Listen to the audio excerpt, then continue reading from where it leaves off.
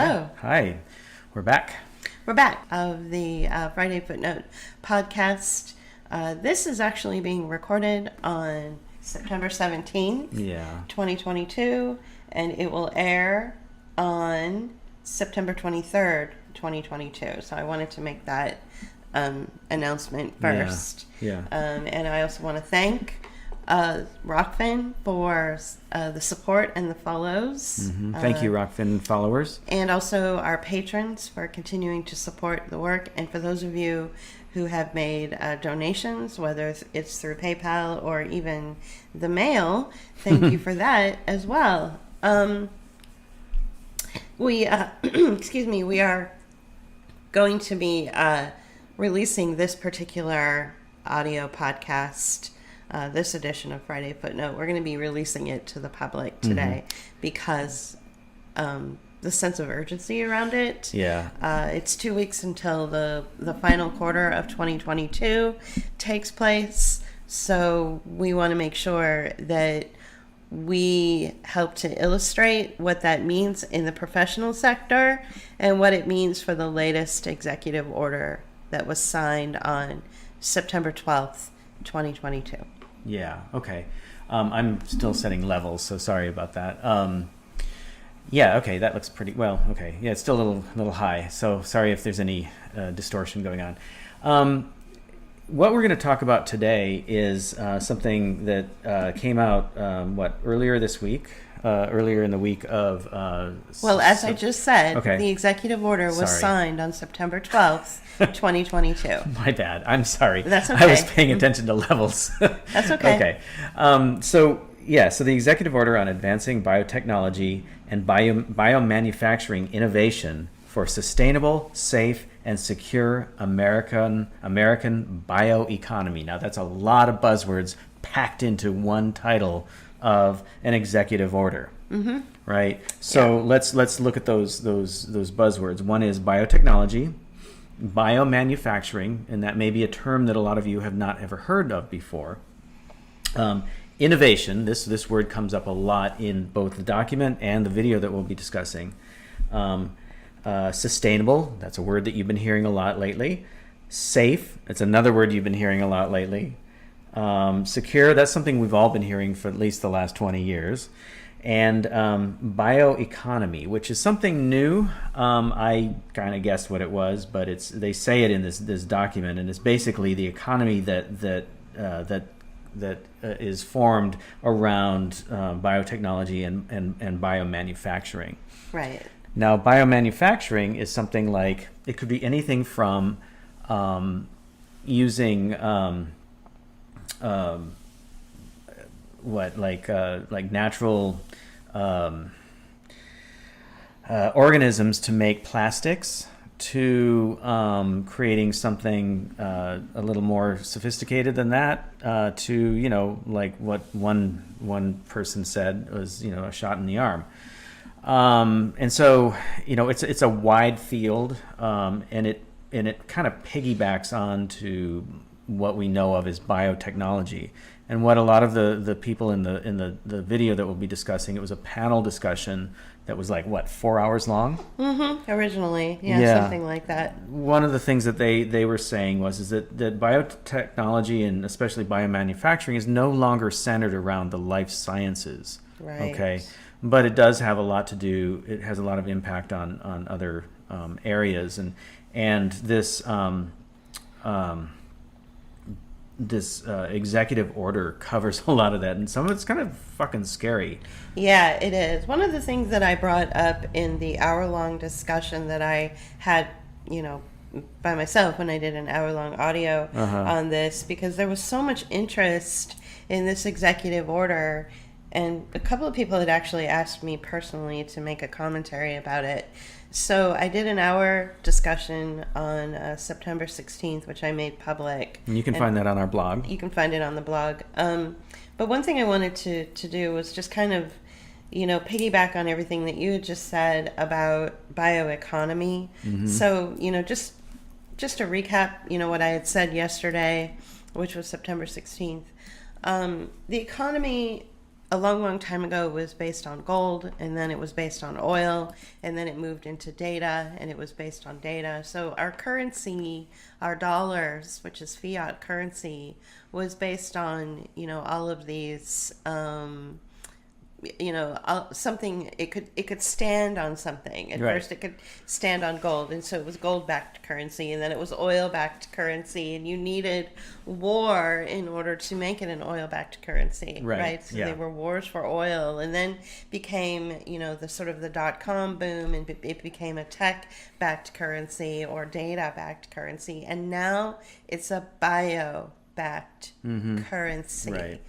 And that is where all of this kind of comes into play, and it's the extraction of humans. It's the extraction of their time. It's the extraction of their energy. It's the extraction of their behavior, which will back now the fiat currency, back the U.S. dollar, and they're hoping to, sort of bring it back, if you will, Right. because it's lost its value in the global market. I think also it's going to if this was a Venn diagram, it's also going to dip into the idea of debt, and that's absolutely. That's through Yeah. a number of things like Yeah. Education, which they bring up a lot in this audio in this the video summit, in yeah. the summit that took place, and I think it also gets talked about a little bit in the executive order.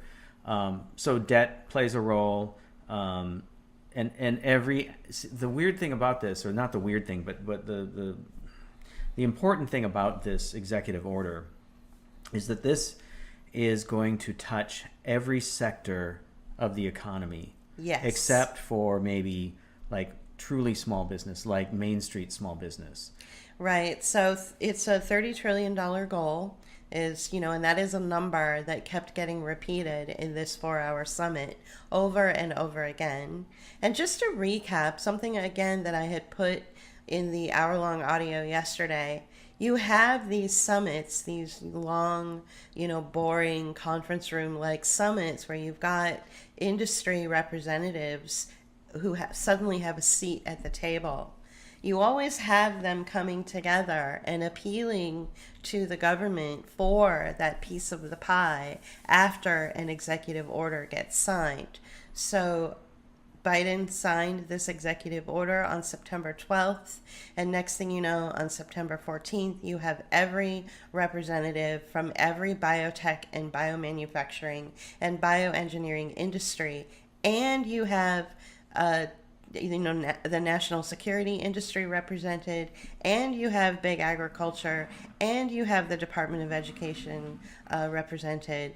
So you had each and every individual sitting at this table appealing for a piece of that $30 trillion pie. So to go with what you just said, that this is going to move out into every industry in our economy is correct, because right now our GDP sits at $21 trillion. So this is going to absorb like the entirety of our American experience. That's the goal. The goal is to absorb the entirety of our American experience. But as we know, sometimes goals don't pan out because of why? Because the little guy, like me and you, we resist. And we've seen that happen in the age of COVID with all this resistance. Now, it's like I said, it's not going to affect Main Street businesses, right? Like small, like a barber shop or a bar. Like the bread maker down the street from us is not going to be affected by this. They may be a little bit, because they're sort of part of that food thing that we'll talk about. But they may or may not be. Maybe in the types of the way that the grain is grown that they receive. But I guess what I'm trying to say is that you mentioned the GDP. These are all the types of businesses and businesses, I guess I should say, and enterprises that don't play a part of the GDP, because the GDP doesn't always represent the entirety of the American economy. It's only certain aspects of the economy. Sure. And it's the bigger players and things like that. I don't remember exactly how it's parsed out. Right. But that's something important to remember. So this is all about all the big players, all the big sectors, and where money can actually be made. And this is what it all comes down to, money. Right. It always comes down to money. $30 trillion is no laughing matter. Like, we have to take this executive order and the follow-up summit that came, afterwards. We have to take it seriously. If you want to know who the players are, and if you want to know who these people are, and if you want to kind of estimate or make an educated guess about who is going to get the most money, then you should probably look at the players and see what their backgrounds are and see how long they've been in existence. There's one company, for instance, that has only been around for 2 years, which means that it was established in the age of COVID, which should give everyone pause for thought. That this sort of biotech industry was allowed to slip in under the cracks while we were all distracted and upset about a virus or a threat of a virus, right, JP? Right, exactly. I'm So, writing down a couple notes here. So what I would like to piggyback on what you just said, or just to add to this whole thing and help frame this idea, or this audio podcast, is that everything that has been pushed before that hasn't really come to fore yet. For instance, well, let me just put it this way. What this executive order is doing is it's folding in the green economy, social responsibility, biotech, security, education, manufacturing, right, equity, which is a word they use a lot, and everything else that we've been talking about. The green economy has been around for at least 20 years, and and maybe longer, because I'm incorporating. I'm thinking of organics, mm-hmm. and supplements, health supplements, eco this and that, okay, right, and which is basically consumerism wrapped in a green, right, in a biodegradable package, right, and so so there's nothing new there. So this is getting folded in. So the Green New Deal, and this is something I mentioned to you this morning, is like it was just a test balloon. The Green New Deal is folded into this. Right. So that's why this is probably the most important thing to look at. I mean, a lot of people think that, the green movement is the thing to really be concerned about. But like you just said, it's folded into this biotech, biomanufacturing sphere, and this all-encompassing $30 trillion goal that they have. And remember, it's not too far off the mark to think that pensions, safe savings accounts,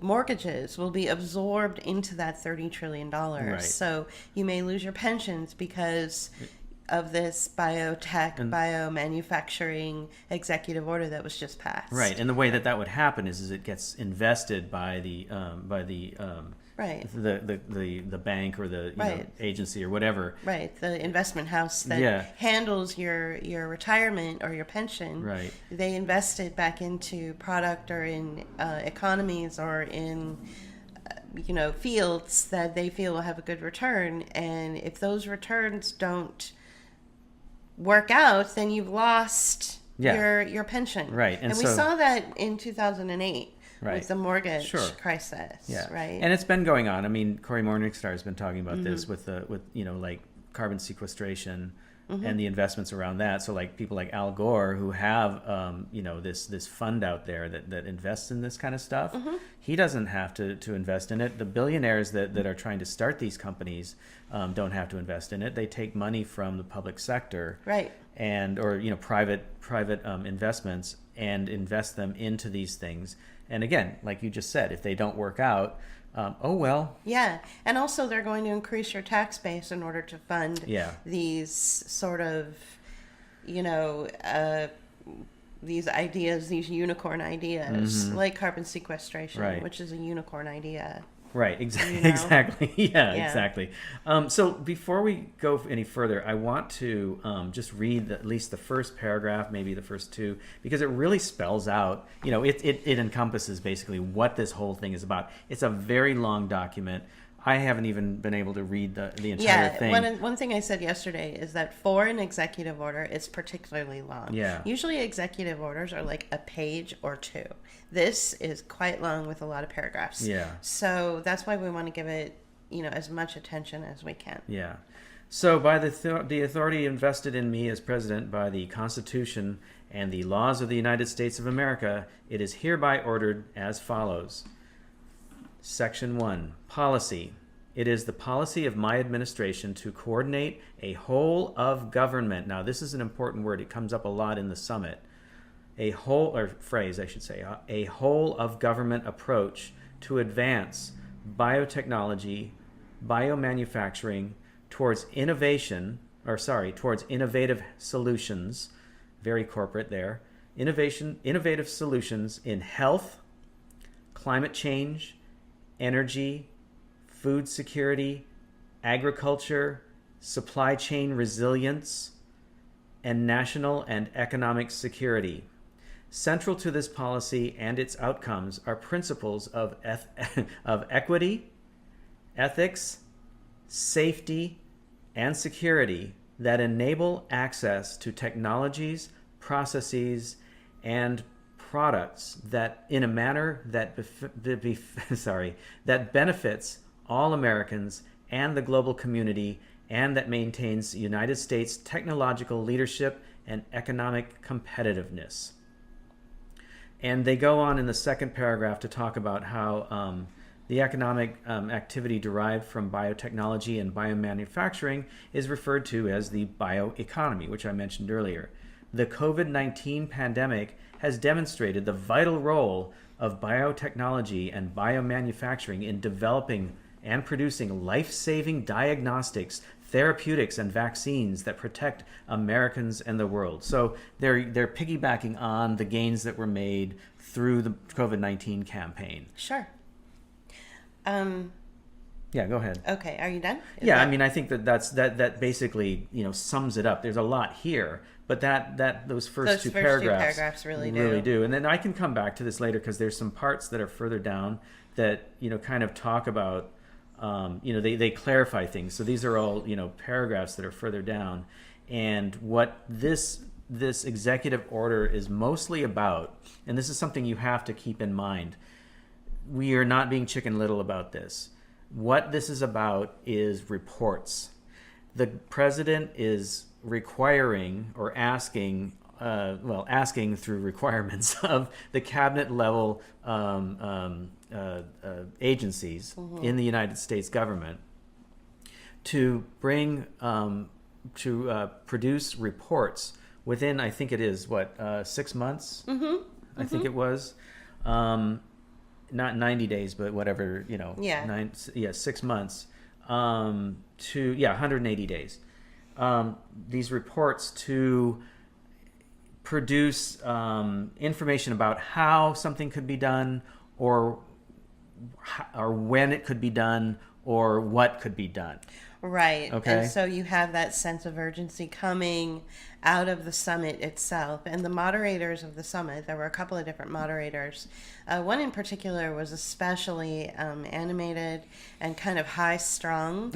And you could tell she was under a lot of pressure to make sure that every sector had an opportunity to be represented and speak their goal. And so these reports that he's talking about are going to be long and involved, and they're going to be hundreds of pages. Yeah. The representatives of these different sectors and these different fields of industry had to take those reports that they're in the middle of writing and condense it to a 1 to 2 minute to 3 minute speech. Well, that's what this document here, this executive order, helped them do. Right. Because I'm sure they all got copies of it before it was released publicly. Yeah. Because they were all speaking to the different aspects of this. So let me just run down some of these departments. Secretary of Health and Human Services, Secretary of Energy, Secretary of Agriculture, Secretary of Commerce, And they're usually in consultation with somebody else. So Secretary of Commerce in consultation with the Secretary of Defense. And this has something to do with strengthening the resilience of the United States supply chains. So there's a fascist move right there that we're going to have the military involved with our supply chains. Director of National Science Foundation. Okay, so that's like, I don't know how many that was. But anyway, that's 5. So when you have these different departments and these different agencies that are out of the government, like Health and Human Services or the Department of Defense and the National Security State, this tells you that there is an aspect to like a race against time. So a lot of the language that was coming out of this 4-hour summit too was that we don't want to share these innovations with China. Right. China has actually offered to fund our innovations, but we don't want to leave our soil. We don't want to leave the United States to go to China and work on these innovations. So there's this national security threat, sort of in a business in a business way, that's being communicated to the public through this summit, which is that it's a race to beat China. Right. Just like in the Cold War, it was a race to beat Russia to space. Right. It is now, this entire executive order and this entire summit is all about a race to beat China in the biotech and biomanufacturing industries. Yeah, because they are coming up coming up and meeting us, or if not surpassing us in these industries. And so, the United States doesn't want to be left behind, and so they want to move forward in progress. And I'll come back to that in a second, but I do want to say that the language around this whole thing, especially in the summit, reminded me of the whole period of time in the Cold War. I was born in 1963, so I caught some of it. I mean, I was a kid, but I remember hearing that even into the early 70s, this was still a thing, right? Because there was still the moon program, and so, with NASA, doing that and then subsequently getting into the space shuttle thing, this was all part of the thing. And then, you hear like past, broadcasts or bits of media that were, basically talking about this drive to get education up to speed for the upcoming computer age. They weren't calling it that at the time, but the whole idea of bringing up the level of education to support science and technology was huge. I mean, my dad worked for a short time in the aerospace industry in Southern California. And so, I was surrounded by all that. There was all kinds of, manufacturing and research and development in the Southern California area and in Northern California too, in the Bay Area, dealing with aerospace and other kinds of technologies that were really, driving the government and the economy, I think, and war was good for that. Yeah. So it's the same kind of energy and the same kind of language that is being promoted with this executive order that was signed on September 12th, 2022. And so when a lot of people, not to get too off track here, but a lot of people are, concerned for some reason about the date, September 24th, because somebody in the German parliament said it will be a date to sort of remember in infamy, like you'll remember where you are. And, and then of course what we have is, Q4 coming up with October 1st, right around the corner. So I think a lot of people are feeling nervous about what might be next for us with our economy and with our national security. And this kind of executive order gives you a clue as to, where we're headed. Yeah. Right? Yeah. And, let's also remember that this is a very long-term goal. They're talking at least 10 years, but I have a feeling that this fits in with ESGs and all that other stuff, that we're looking at 10 to 30 years. out, Right. because they're basically creating a new economy. Basically, yeah. And one of the things that I mentioned to a friend of mine was, that if you look at the COVID experience and all the crazy ad campaigns, Yeah. and you had Broadway musical stars, creating little, songs about how important it was to get your COVID shot. You had, rock stars introducing their show by talking about the different vaccines. I mean, the money that went into the promotion of the COVID shot was over the top. So the kind of money, the $30 trillion that's going into the biotech and biomanufacturing field, a portion of that will be dedicated to like sort of product endorsement. Yeah. And it will be, like you said earlier, it will be a really long ad campaign that is focused on changing our behavior around biotech and changing our behavior in general, like Right. our habits. When the space race was first promoted, and it was just this kind of like long ad campaign to beat Russia to space, and that it was really important. At the very beginning of it, I'm sure a lot of people were like, why the fuck do we need to go to space? We need jobs here, right here on Earth, especially in the United States. What do we care what Russia's doing? Let's focus on things that we really need here. So it's the same kind of, conversations that are happening in households all across the United States. Why the fuck do we care about building out facilities for biomanufacturing and capturing carbon and doing all these crazy experiments on humans when humans just need jobs, Right. especially this country. We just need opportunity and jobs and to live and pay our mortgages.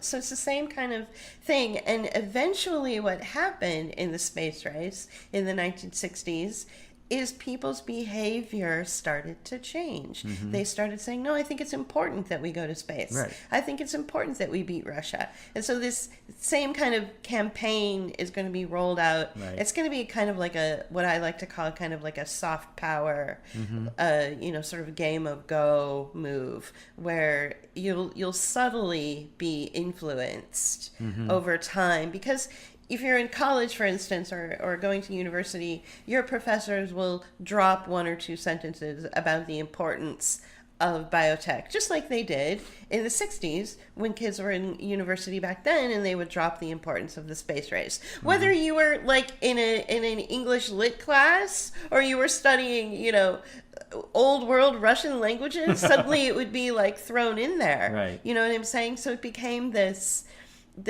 overwhelming idea that it was really important as an American citizen to move forward into the space technology. And so that's the kind of ad campaigning that you'll see with the biotech and biomanufacturing. You're not going to see the over-the-top crazy graphics that you saw with COVID, like with Stephen Colbert dancing with people dressed up like a syringes. vaccine or Yeah. syringes. You're not going to see that with the biotech biomanufacturing goals. It's going to be something much more subtle, but much more long term, to change your habits and the way you think about the world and reframe your vision about what life is supposed to be like through the lens of biotech and biomanufacturing. Right.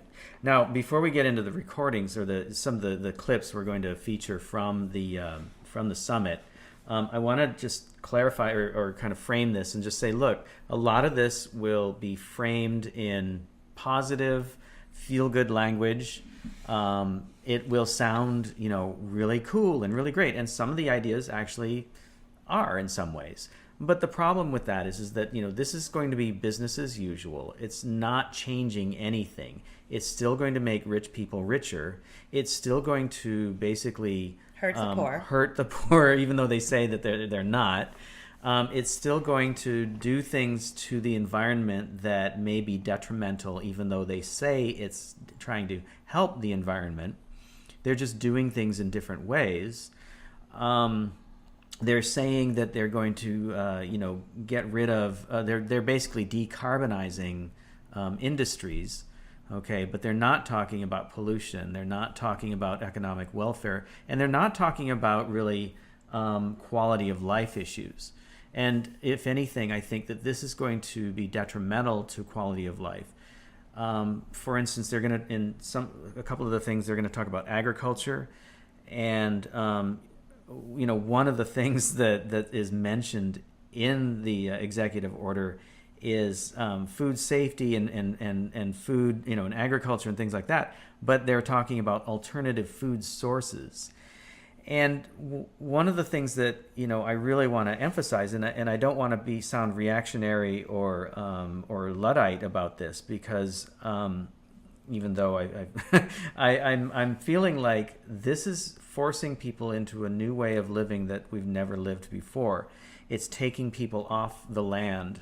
It's taking people out of the environment, out of natural environments, and doing it in a way that is subtle and corporate, and it's claiming that this is going to be for health purposes, to help us live healthier lives. But what we really know, especially after the COVID campaign, is that we need to be in natural settings. Mm-hmm. We need to have open spaces and land. We need to have places where we can recharge our bodies, have our feet on the ground or in the ocean or in a lake, or somewhere where there is not commerce and advertising and concrete and Wi-Fi and you've got to get away from all that in right. order to develop ideas for the best way to survive for yourself. Right. If you're constantly surrounded by your Wi-Fi connection, if you don't take off your shoes and walk through the sand by an ocean, or walk through, the grass or a riverbank, then you're not quite a human being. Exactly. Okay. So, do you want to get into the some of the clips? I do. So, there's 4 clips here, and there's a 5th clip that I forgot that I wanted to include. So, we'll figure it out. We will, but yeah. So let's get into the first clip, which is Tia Lyles-Williams. Okay. All right. Now this woman, I'll just tee this up. This woman is she is the face of equity, but I'll get into that after. So let me bring that up, and let's play her. Correct? Yeah. This is the one. Okay. All right. Yeah. Okay, Tia. Yes. Good afternoon, everybody. Got you. Good afternoon, everybody. Dr. Tia Lyles-Williams, founder and CEO of Lucas Pop Bio. First, I want to thank you for allowing me to be here today and share what we're doing at Lucas Pop Bio. I want to thank my supporters that came today: IMSCO Scientific, Berkeley Lights, Heliplex, Jefferson Institute for Bioprocessing, University City Science Center, and special guest 54 Gene and Philadelphia OIC. Lucas Pop Bio is a contract development organization, manufacturing organization. So what that means is that we manufacture drugs on contract, particularly biologic drugs. So if you had the opportunity to partake in the COVID-19 vaccine, those are the type of drugs we make: viral vectors, gene vectors, monoclonal antibodies, cell therapies, you name it, anything large molecule or biologics we're able to make. Right now, we're able to service our customer needs for preclinical studies. We work in partnership with Thomas Jefferson University at the Jefferson Institute for Bioprocessing, as well as a cell line developer based in San Francisco, Celthion. We're able to produce material and develop manufacturing processes for those biologic drugs. Everything up until the point of sitting with FDA and getting permission to enter human clinical trials. Most recently, we just announced our CGMP facility that we're building out, 80,000 square foot bioprocessing facility in Southwest Philadelphia, PA. So this is an urban minority community of marginalized community members. It will be a full life science park. We're not only having Lucas Pop Bio, but the other anchor tenant would be Heliplex, which is an accelerator for life science startups to actually come in and manufacture their prototypes, so particularly seed-level companies, and then it will also double as a workforce development program that we'll get into later. And then the last piece of that campus is affordable housing with mixed retail, so first-time homeowners people that need that discounted leverage for the salaries that they bring in, and then also a section out for people participating in workforce development that may need some additional help while participating in that program. Just to give you a bit of background, my education, I'm an alum of Howard University, where I studied biology. I have a master's in business from Full Sail University, a master's in regulatory science from University of Southern California, and just received an honorary doctorate from Thomas Jefferson University. I think I'm the face, or I am the face of what biotech is looking like now, what it's going to look like next as we move forward. But this is not anything new. It's just something that's been ignored. So as we talk about Equity Day, I just want to remind or offer a little bit of insight to say it just really, medicinal procedures and surgical operations really begin in Africa, particularly Egypt. They were the first to discover things like cancer, syphilis, chlamydia, surgical operations to mend bones. And then as we move forward, African Americans and people of African descent continue to participate in this industry. You have Dr. Percy Levon Julian, who was the first African American man to own a biomanufacturing facility, but also developed a mass production process for cortisone and progesterone. So he is the real grandfather of the biopharmaceutical industry. You have Dr. Charles Drew, who invented the blood banking system and how we do blood transfusions that we still do today. You have the Tuskegee Airmen experiment, unfortunately and fortunately in some retrospect. And then last but not least, you have Henrietta Lacks, whose cervical cells are literally the foundation of this trillion-dollar industry that we built here in Western medicine.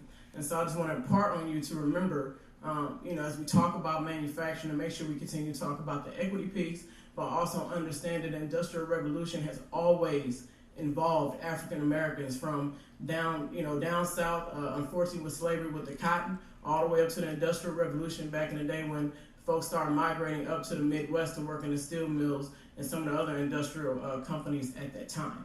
And Lucas Pop Bio is at the forefront of that.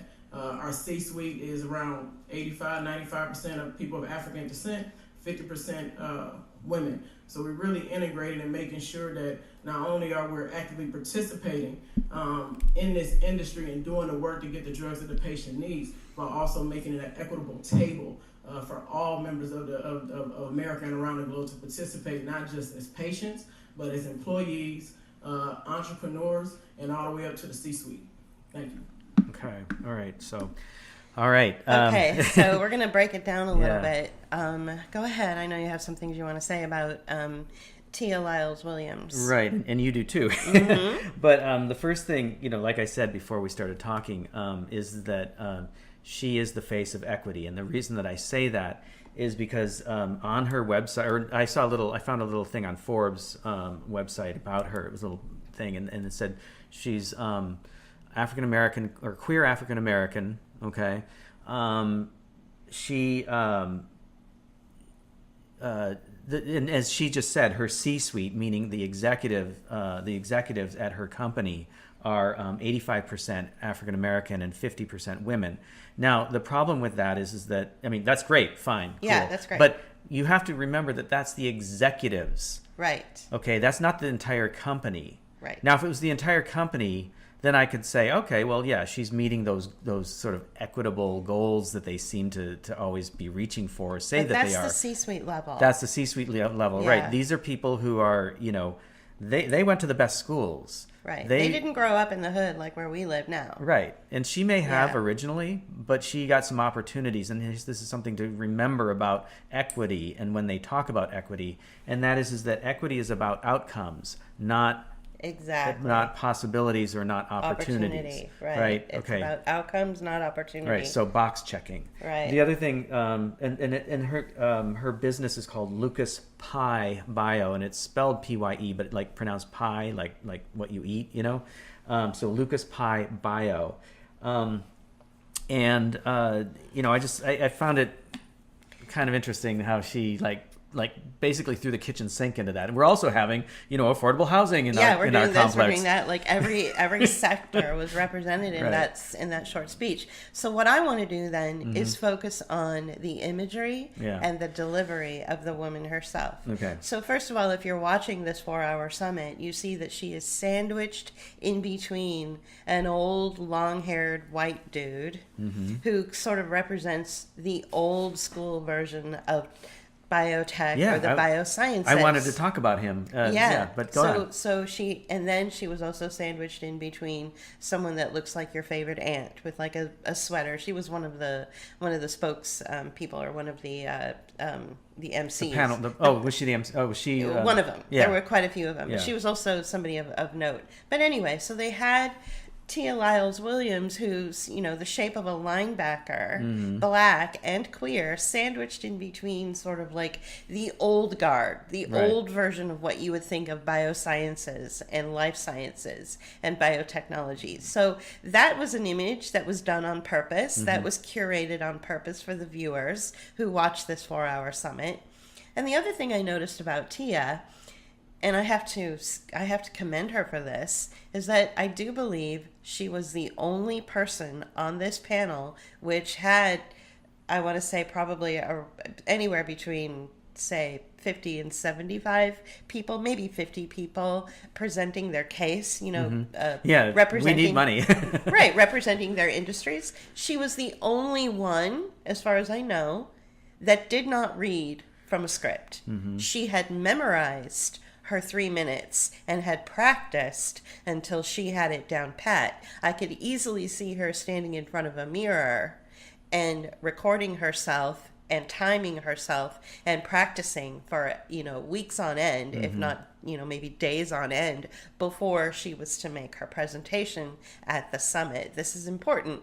She wanted to be the standout figure, so they put her in between the old guard, the old guy with the long hair, sort of like what you would see at your high school life sciences teacher, Right. kind of grizzled around the end. He's got like a little bottle of whiskey under the desk, probably, or goes out and smokes pot, after class, right? And then, on the other side of her, you had this, older woman, sort of, wearing a sweater, white hair, really kind, really, really friendly and really into, supporting life sciences and technology and all that. So the whole thing, the way it was presented or the way it was curated, was something you also want to pay attention to in situations like this.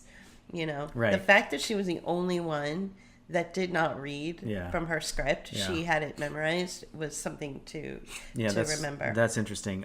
Something that she mentioned the Tuskegee Airmen, as well as, and I can't remember the woman's name, but the woman that she was talking about, who contributed, who's like the foundation of, biotech.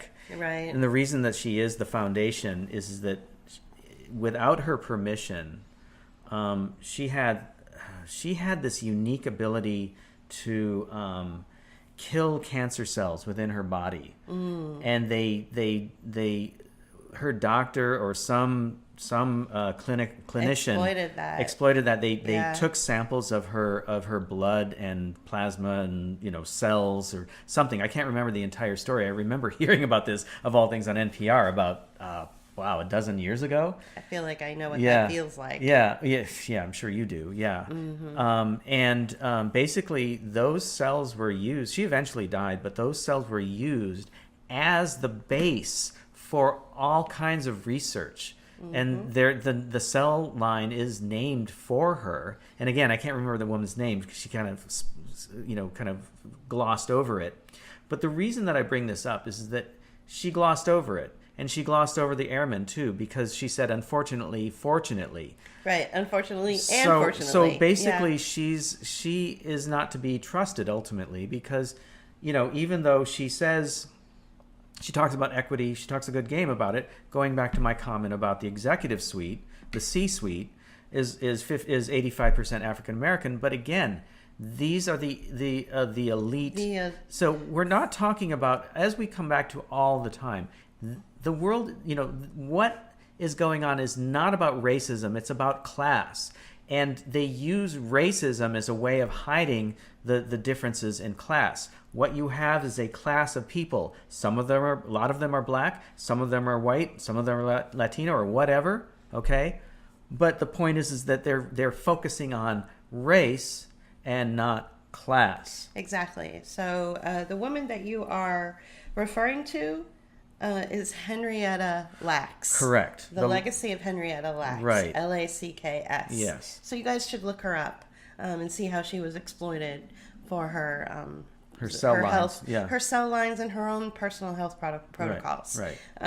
So, that's a sad story. It really is. But unfortunately, through time and media and propaganda, it will be twisted into something that She was doing that right there. yeah. So we So- take these people. So who what have you're been, saying is Tia Lyles-Williams was twisting the Henrietta Lacks story into something that wasn't quite right. true So to history. she's further exploiting Henrietta Lacks by lifting her up as a hero, as a foundation of biotechnology, instead of talking about the exploitation. Right, exactly. Well, I guess if you want to have a piece of a $30 trillion pie, the last thing you want to do is talk about how, the same people that would be scratching off the checks were the same people historically that have exploited human beings in the past. So you Exactly. don't want to look a gift horse in the mouth. Yeah, exactly. These So- these are lines of people that probably owned people like Tia. Now, on the total opposite end of the spectrum. In a different way. They owned her in a different way. Right. She's owned now, but in a different way than then. Right. Yeah. So on the total opposite end of the spectrum, as far as looks and everything, is a guy by the name of Doug Friedman, and he's with a company that came about within the last 2 years, so during the age of COVID, called Biomade. I believe he's the CEO of Biomade. Yeah. And he talks about how it's hard to believe that they've only been around for 2 years. So Yeah, and pay attention to this guy. Now, Right. he's on the complete opposite image spectrum. He sits, how he mentioned that Tia Lyles-Williams was sandwiched in between the old guy and the old woman. Well, you've got Doug Friedman sitting on the other side of the old guy. So Before we go too much further, because we're going to get away from this section of the summit, but the old guy that you keep talking about, he is like the CEO of a company. I can't remember the name of it, and basically they make bioplastic. So they make the PLA plastic. So that the applications are for water bottles and other types of plastics. And the reason that he's there, he's like you said, he's the old school Right. He's the old guard. Yeah. biotechnology, right? Right. And biomanufacturing. I mean, this stuff has been around for at least 20 years. Right. Maybe So 15. he's not going to get as much of that $30 trillion pie No. as the rest of these innovators. Right, but right? he's fitting into the eco side of things, right? So Sure. he's like, our plastic breaks down in the environment, even in the marine world. So this falls into the whole idea of plastic pollution, which is the only pollution that these people ever talk about. Right? They don't talk about air pollution. They don't talk about water pollution. They don't talk about land being poisoned. They don't talk about anything that would really matter, like chemicals seeping into our water supply through outdated infrastructure. Right. Or even so- through industrial waste. Yeah. They And don't things talk like that, about or fracking or They something just like talk that. about plastic bottles, and there's so much more involved with pollution and trash that's so dangerous. He used the S word, the straw. Oh God! Yeah. Right. So Right. his straws break down in the environment because it's made out of it's a natural based product. Right. You know. So let's get on Okay, to Doug yeah. Friedman, and we're gonna play his portion, and if we need to follow up regarding him, we will. But let's just listen. All right. Can you talk a little bit about your being a bridge on this scale-up point and just briefly explain kind of how that works? Sure. I'll tell a very brief story that I think clearly articulates what is going on here. When Biomade was negative 18 months old, so about a year and a half before Biomade existed, the Engineering Biology Research Consortium pulled together as many companies as would show up in a room to talk about what does the industry need to be successful as an industry, right? To do exactly what we're talking about. And it was a listening session. The number one thing that came up, literally every company who showed up in one way or another brought up scale-up infrastructure. Now, it turned out at the time that was like the only thing off the table. So we're really grateful to the DoD for stepping up in a serious way right now to throw that on the table. But that's what we heard. And we heard story after story about how companies were getting to the point where they've developed a set of underlying technology. They have products that they sort of know how to make. We'll get into that if we have time. But they need to scale them to the point where they're making a relevant amount of materials so customers can test them.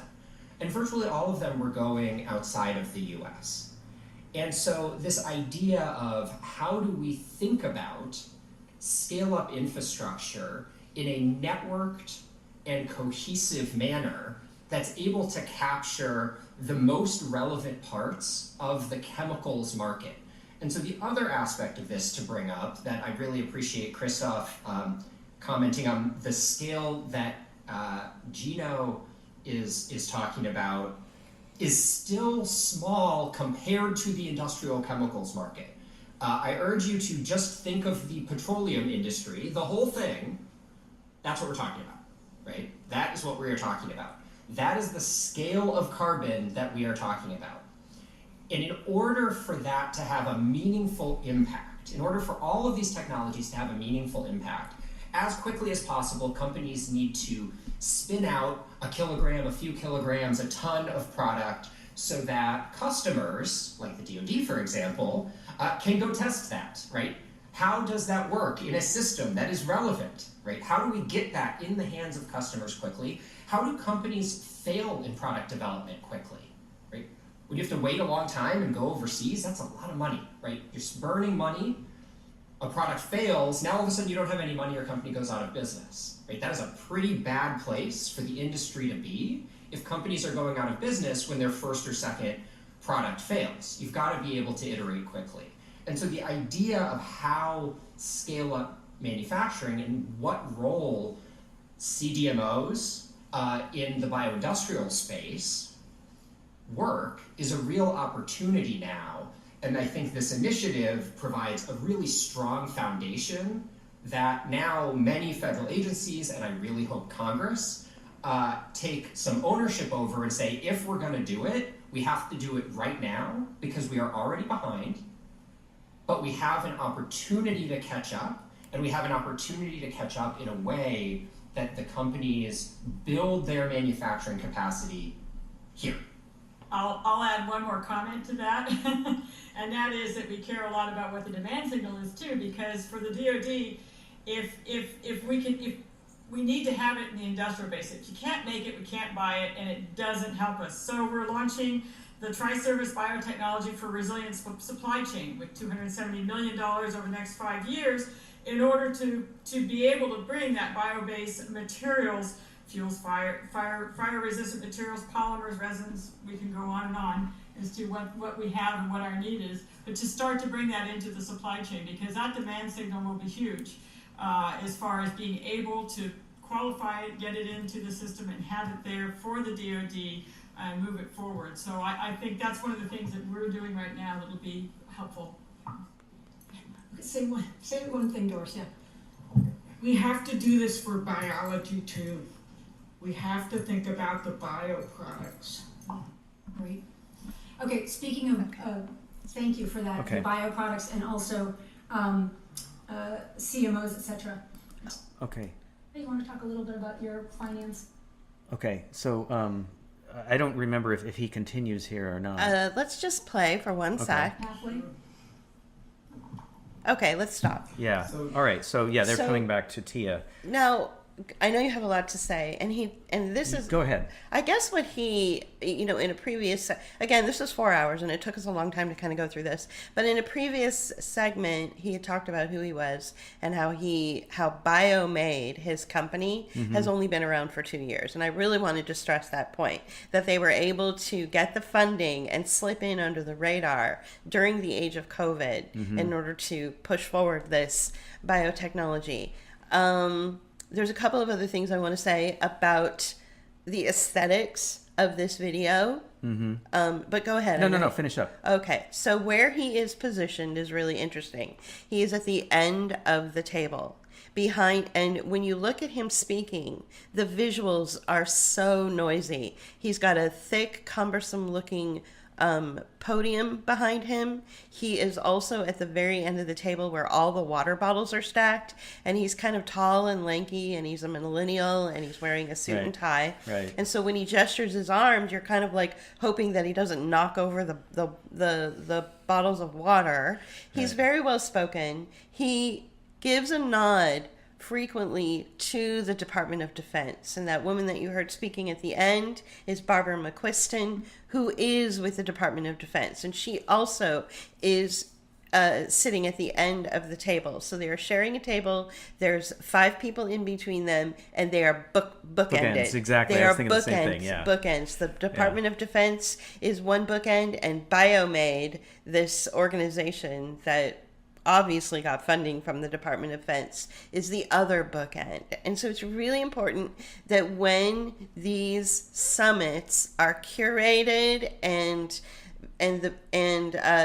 established who's going to sit where, this is not by accident. Okay? I just wanted to put that out there. The visuals are really important in this. So, and he's just like, he's so like squeaky clean. He's super squeaky clean. He's the opposite of Tia Lyles-Williams, who they give the floor to again after he speaks. And I think this is like the second portion of his his speech, because there's a whole other portion where he talks about Biomade and what it does and how long it's been in existence. Right. But and he talked about his company as being sort of a bridge between the government and other companies. Exactly. And and I have a feeling it's that they do servicing for other biochemical or bio manufacturing companies. I'm not exactly sure. I just briefly looked at their website, so you can go to biomade.com, I think, and it's there, and you can see that. But but he's got that sort of squeaky clean American, military kind of, like, he's not in the military, but he interfaces with them, right? Right? He interfaces enough with them that he knows how to speak to the public sector. Obviously, he's very animated. He's very good to look at. He's very charming. And he's very corporate and very in a lot of ways and very beige too, right? Right. So, but he mentioned the fact that he is basically in bed with the Department of Defense. Yeah, to admit that is pretty. Now, a couple of the things that he mentioned. One is that. He mentioned carbon and basically, the whole idea of like carbon and what they're up against in the chemical industry, and he said basically the oil industry. Now, I think that what's going on here with this, both with this executive order and this summit and this whole idea of this new bio-based economy, is that they're signaling to us that the oil industry is basically on the way out. And if the oil industry isn't on its way out, it's at least pivoting into this other area of energy, right? So I didn't see anybody representing any of the oil companies, because I think that would have been like bad optics. But clearly they are not going down, going, oh gosh, we're dinosaurs, we're gonna just go away. No, they're getting into these things, right? Yeah. They're investing in solar, they're investing in a lot of other things, even though they say they're not. Okay. But the thing about that is that that sounds like Nixon. The thing about that is this, and that is that the reason that we're getting all of this propaganda around like electric vehicles and carbon and all that is because the carbon-based industry is basically going away, because it's becoming, just like slavery, impossible to support anymore. It's not. They're not able to cheaply extract these materials and commodities as cheaply or as easily as they did in the past. And so, and yet, even though the world economy is still based on oil as its energy source, these people are saying, no, it's no longer going to be about that. It's going to be about this, and they're doing that to kind of like. I think it's a way of just like with slavery, it was a way of saving face for the reason that this thing is going away. The reason that oil is going away and that coal is going away is because it's too expensive to extract it. It's too expensive to produce it. And so, like with slavery, when, the underwriters and the insurers said we can no longer, show any value, we cannot show any ROI on this chattel that you own, they got out of that and they shifted position, and the Industrial Revolution allowed for the shift from slavery into wage slavery. This is a similar shift. This is a similar pivot from, the carbon-based economy and carbon. It's a shift from that over to bio-based. The bioeconomy. The bioeconomy. Yeah, and they talk about that pivot too. Yeah. I mean, they actually use the term pivot they're not here and there. framing it in they're the not way framing it that way. because they are talking about a pivot, though. Yeah. Let's go on to the third individual that we wanted to highlight. Yeah. Her name is Dr. Nina Tandon, and she's a co-founder of the first company to grow human bones. Ooh, and so she's at the table, too, wanting a piece of that $30 trillion pie. Okay. Here we go. Oh, we've got it on mute there. Despite the incredible advances in medical science over the past, throughout human history, we ended up with a situation in which the vast majority of us, 75% or more of us, will be eventually acquiring parts of our bodies that we weren't born with. Bone is the most transplanted human material after blood, and we are replacing millions of joints per year, oftentimes because of just a couple millimeters of damaged cartilage.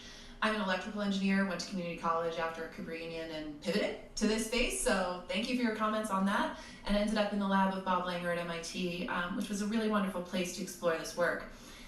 So the only way to get human bone until now is to cut it out of a human. What we do at EpiBone is we take the cells that grow our bodies in the first place, repair our bodies every day, and extract them and put them into a biomaterial, culture them, and we've got, after 3 weeks, we can make bone, 4 weeks we can make cartilage. And last year we made history as the first biotechnology greenlit by the FDA to use this approach in humans. We have now successfully, as of August 25th, completed our phase 1/2 implantations, first in man, first in class therapy, really happy about that. We're painting a world, a picture of a world in which, we don't need to replace parts of our bodies with metal, plastic, we can be the medicine. Okay, I'm trying to go really quickly here.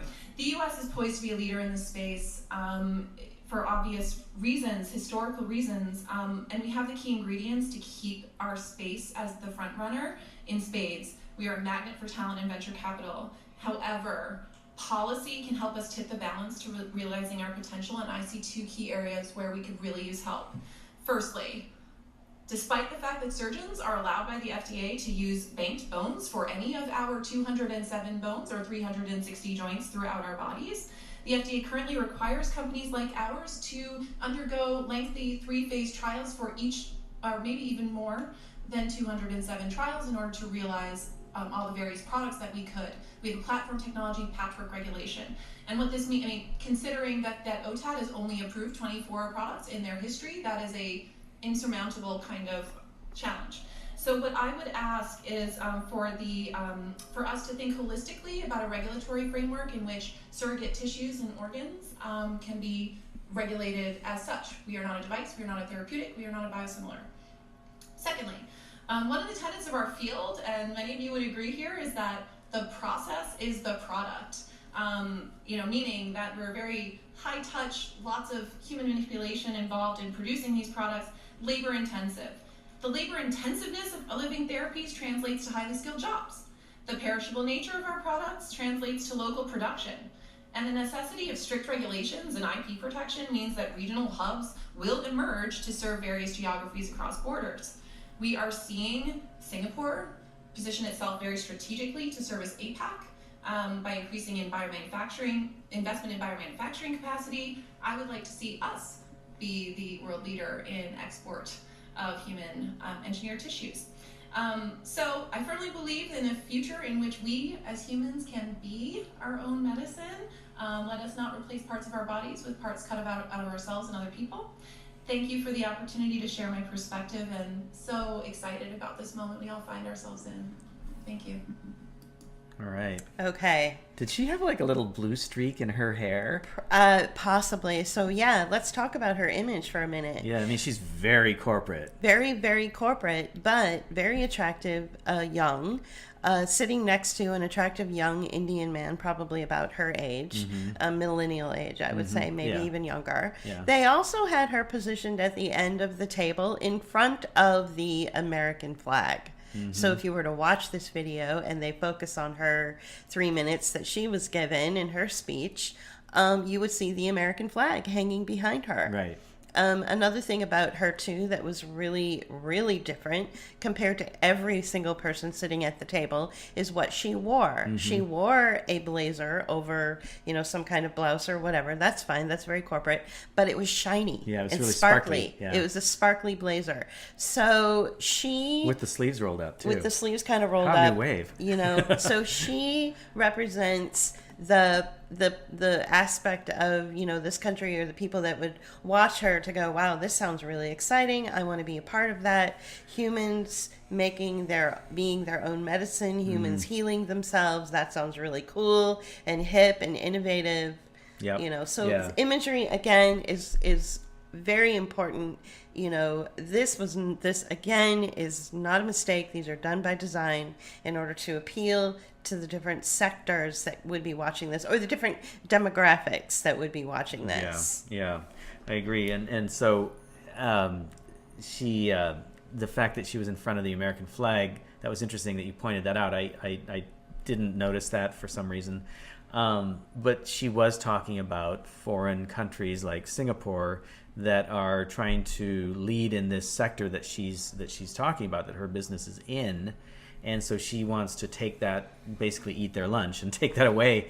And to do that, she needs deregulation from the United States government so that her company doesn't have to go through, these multiple hoops in order to get her product into people's bodies, right?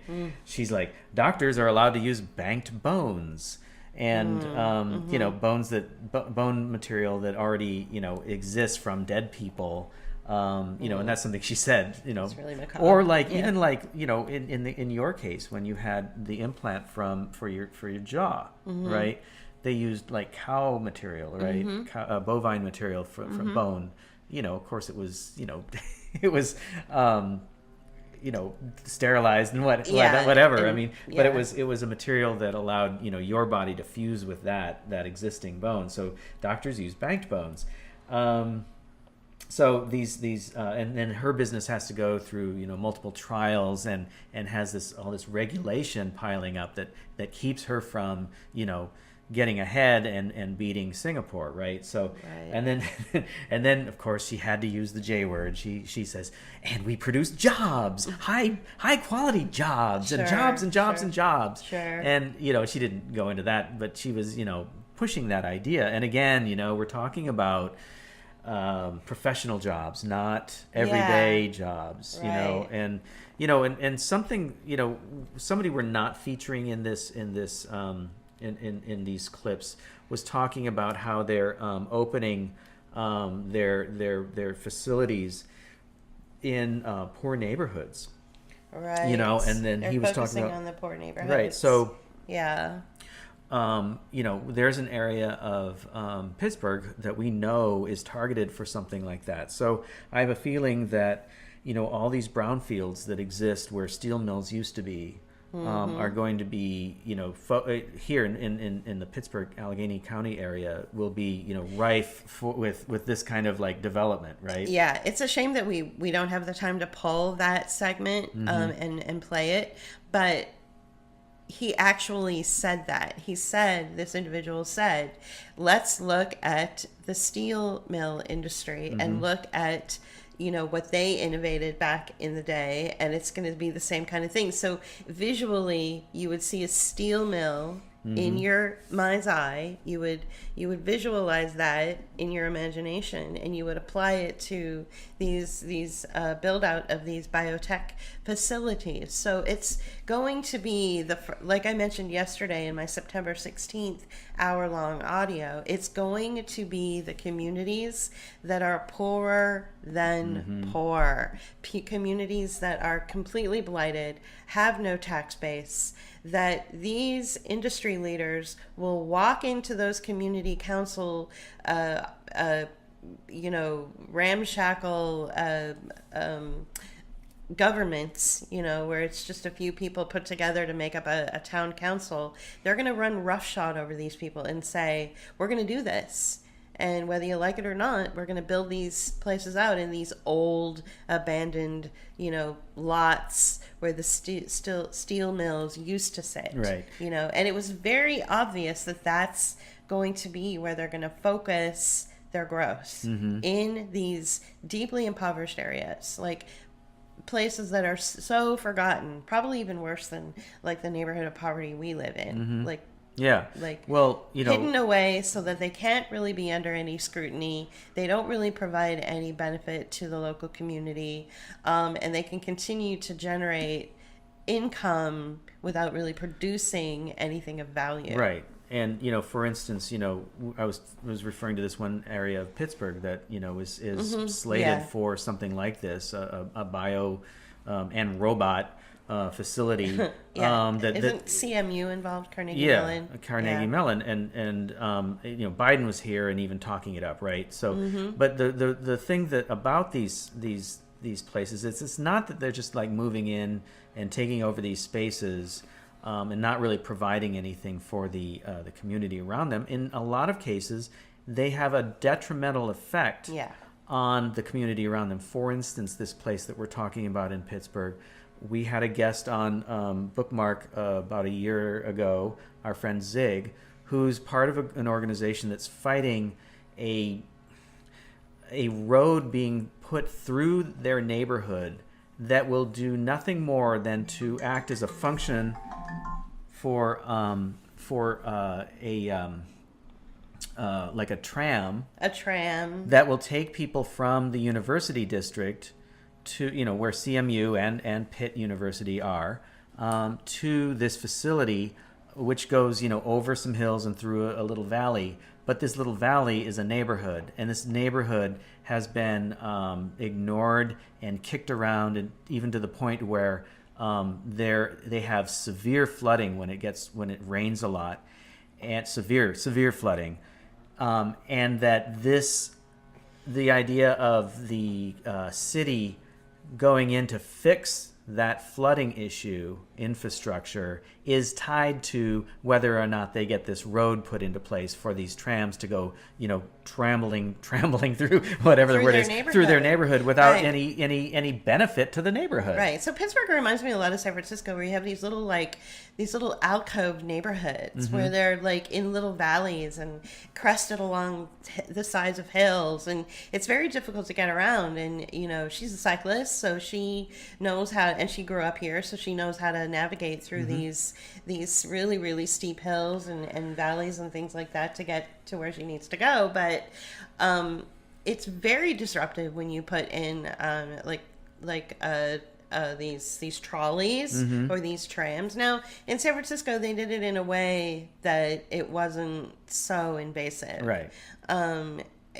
Especially with the streetcars. Yeah, well, that was there before a lot of us were But that around, was there before a lot of... So what we're talking about is a neighborhood that has done fine for itself, being in this little valley kind of thing, and it's it's very cute. I mean, it's very quaint. Yeah, we've been you to know? this neighborhood, it's and it's very it's, sweet. It's a very cool little place, even though it's really run down, but it's very cool. It's like everything in Pittsburgh is very run down, but it's pretty self-sustaining. I mean, you've got like an old family business that serves like the best. What are those things called? Calzones. I guess, yeah, those huge calzones that are the size of a small child, you know, like, and it's been there for like 100 years. So it's pretty self-sustaining, and the homes there are pretty much owned, and you know, it's a very good community. And the last thing you want is this, you know, this tram or this train zipping through this community, disrupting everything, just so that the CMU students and the biotech people can get to a thing that's not really going to benefit the community anyway, exactly. and actually create more problems. Right. So In fact, there won't even be jobs for those tram operators because they're going to be autonomous. Going to be autonomous trams that run on robots, you know, whatever, AI, basically. Yeah. So the last person that we have, actually the second to the last, I'm going to try to incorporate the last person, you know, I'll bring it up. Yeah. But the second to the last person we have is Lisa Dyson. Okay. She is the CEO of something called Kiverty, and JP has a lot to say about this, or at least, you know. I wanted to bring her in because, you know, it's just, in the words of Ebenezer Scrooge, Spirit, I fear you most of all. Yeah, right. So we'll go ahead and bring her up, and then. Yeah. Okay. Yeah. So she's frightening. Okay. Along this sort of sustainability theme, I'd like to turn to Dr. Dyson. So I did Google you. I watched a lot of your videos, and I've heard you talk a lot about a sustainable future. Can you talk a little bit about what that means to you, and where does biotechnology fit into that? Absolutely. So wonderful to be here. And I'll start by talking about how I got here. So my mother's from Louisiana, and I went there a lot as a kid, but I went back in 2005 to a very different reality. After Hurricane Katrina hit New Orleans, I was one of the many people who went to try to help rebuild the city. And at that point, it became very clear to me just the devastating impact of weather events. That was my first time really seeing the devastating impact of weather events. And as weather events become more frequent and more intense, you know, my question was, how could I be a part of the solution? So ultimately started a company called Kiverty and then Air Protein with Dr. John Reed and James White to really attack that issue. And so as we try to innovate to solve some of the problems, you know, thinking outside the box is necessary. In our case, we actually thought outside the planet, going to another governmental agency, NASA, during the space program in the 60s and 70s. They had the question, if we were to send astronauts on long space journeys, how can we feed them very effectively if they're gone for a year or more? And of course, if you leave the planet with carbon, you don't pick up any along the way. You have to figure out how to recycle it. And so one of the ideas they came up with was to use elements of the air, essentially, to create nutrients and create closed-loop carbon cycles. So we picked up where they left off and began working on a way to take elements of the air to manufacture products, and ultimately with Air Protein, food. And one of the biggest problems, of course, is that the food industry produces more greenhouse gases than the entire transportation sector. And it is a huge contributor to deforestation. 2019 saw record fires in Brazil to make room for cattle grazing.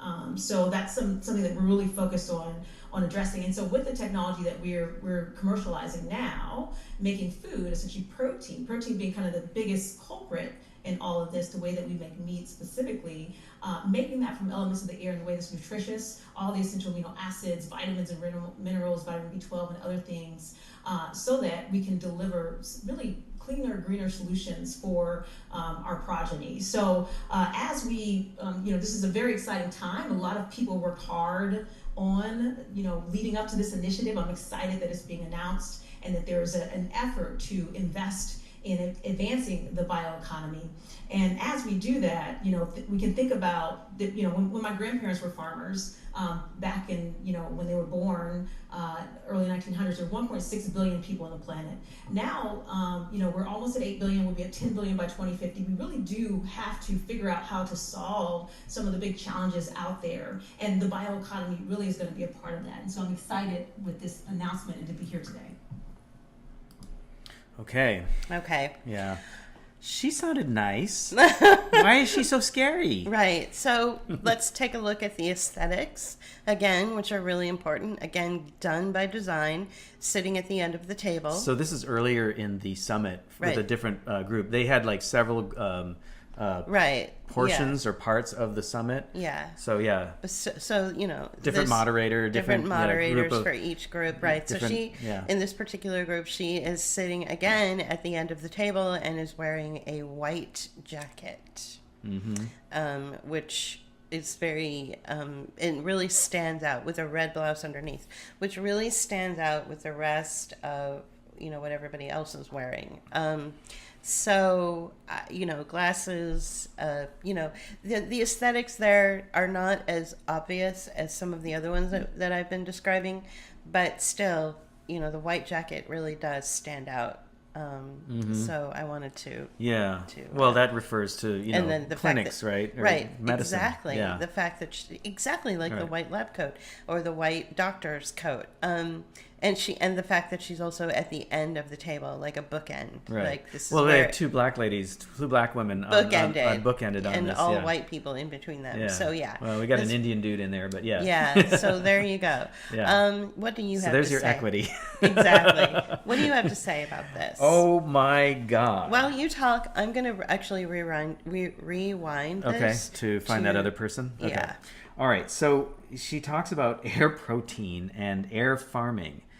And I was like, what the fuck is that? And so what that is that fits into what they're calling, you know, alternative food sources.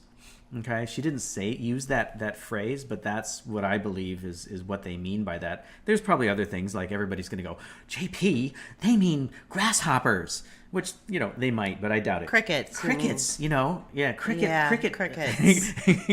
cricket flour to make biscuits with.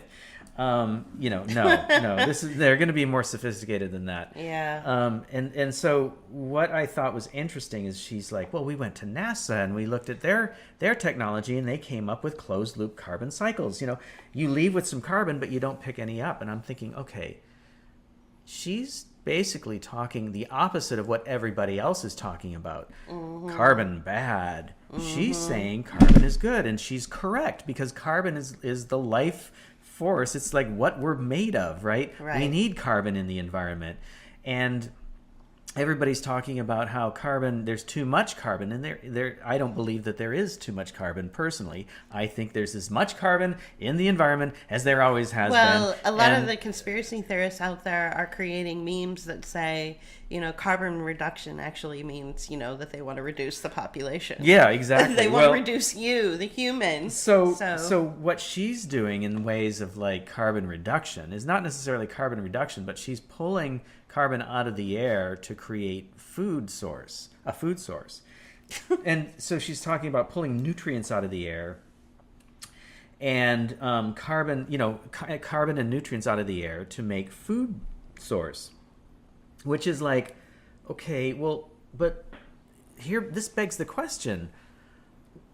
Don't we need those nutrients and things in the air that she's pulling out to make food? Don't we need those things to live and to survive? So this points to that very meme that you're describing, you know, just in a more sophisticated level. Right. But then she focuses on like the cattle industry and how it, you know, it's responsible for greenhouse gases, which is another phrase, another word that gets used in the executive order and gets used a few times in this summit.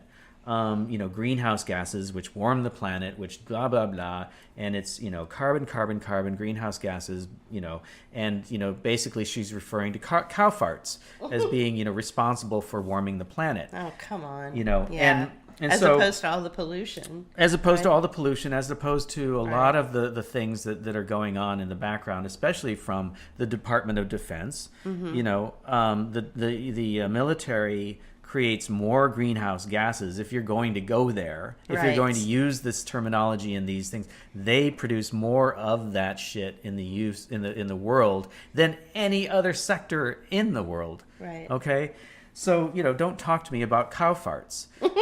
Okay, and this is again coming back to the idea of what I was talking about, taking people off the land, changing their lives, changing, you know, lifestyles, but Right, not only you're- just lifestyles, but like how you live and how you make a living. I am a lifelong vegetarian, and we did feature a cattle man on One of our interviews, and I don't agree with everything that he says, but I agree that it is a form, it is a way of life, and it's a way of making a living that's kind of honest, Yeah. And so I don't have a problem. I do have a problem with the big feedlots. Okay, like we used to see in California, Right. that would stink up Highway 5. Right. Okay, but I don't have a problem with a lot of agriculture that's out there. That's, we more, live so close to so much agriculture here in PA now. Yeah. The Amish Right, are and- a good example Yeah. of how their sustainable practices are good for the earth and good for humans. Right. Well, I want to. You Okay, know? I'm glad you brought that up because this is something else that I was thinking about. All these people are talking about, green and, carbon and all this kind of stuff. And they're talking about new food sources and new ways of raising food and agriculture and all this kind of thing. And it's like, okay, so basically what they want to do is take the existing conventional agriculture of petrochemicals, fertilizers, and insecticides, take that away, take that off the table, which is fine, and replace it with what they're proposing. Now, what they're proposing is just equally the same. It's industrialization of food, industrialization of farming. And they're using, different types of chemicals, different types of approaches that probably and could be, I don't know, I'm just speculating here, they could be just as detrimental to the land as what they're replacing because of the scale, because of the industrialization. Now, organic food and organic food production has been around for probably, has been officially recognized as an industry for at least the last 30 years.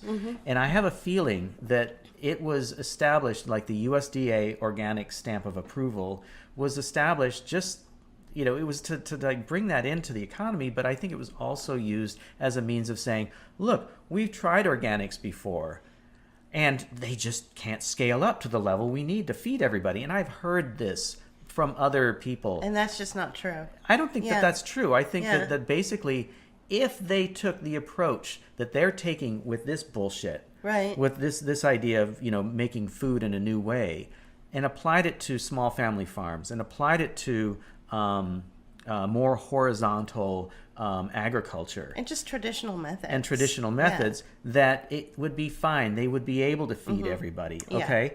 And on more of a local level. So you wouldn't have all this shipping of produce across Sure. the country, right? Right. So so I guess what I'm trying to say is that this will be like organic. I think that organic production of food will become the future naturopathic medicine. They are going to start finding a way to demean organic food production in different ways, Right. and demonize it, right? Right. And make it to the point to where it's like, oh, you want organic? Oh, you're a a Luddite. You're a Just a like with this- climate denier. Exactly. You're They're going to equate, being a Trump supporter with eating organic food.